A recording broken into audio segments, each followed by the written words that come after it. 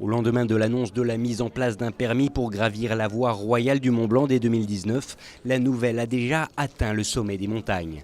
En effet, ce mercredi matin, toutes les personnes ayant réalisé l'ascension étaient déjà au courant. Mais loin de faire consensus, les avis restent très partagés sur la question.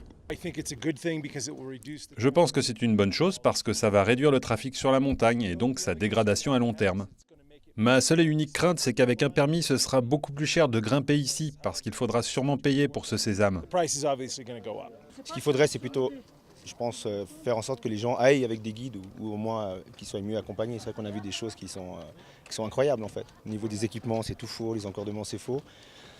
Ouais, ça fait un peu souci. Quelque chose, il faut faire, mais je ne suis pas sûr que le permis, c'est la bonne solution, en tout cas pour moi. I'm in between.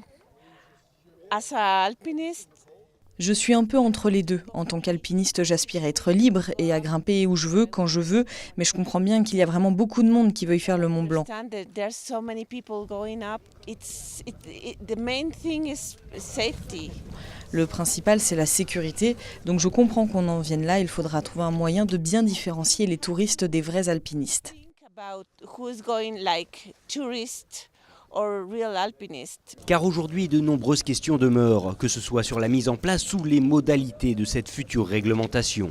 Du côté des guides, ils sont très peu à vouloir se prononcer sur la question, mais là encore, le positif se mêle aux interrogations.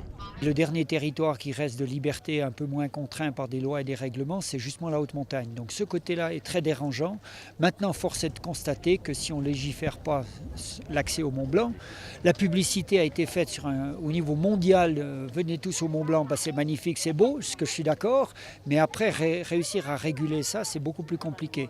Et on en arrive à des aberrations de voir des dizaines de personnes qui montent au refuge du Goûter sans aucune réservation, et ça amène du danger, ça amène de l'agressivité, ça amène de l'incivilité, et c'est pour ça que malheureusement il faut accepter la règle du jeu. Je pense qu'il est très bon de ne monter au refuge du Goûter qu'en ayant l'autorisation d'avoir une couchette, une place réservée.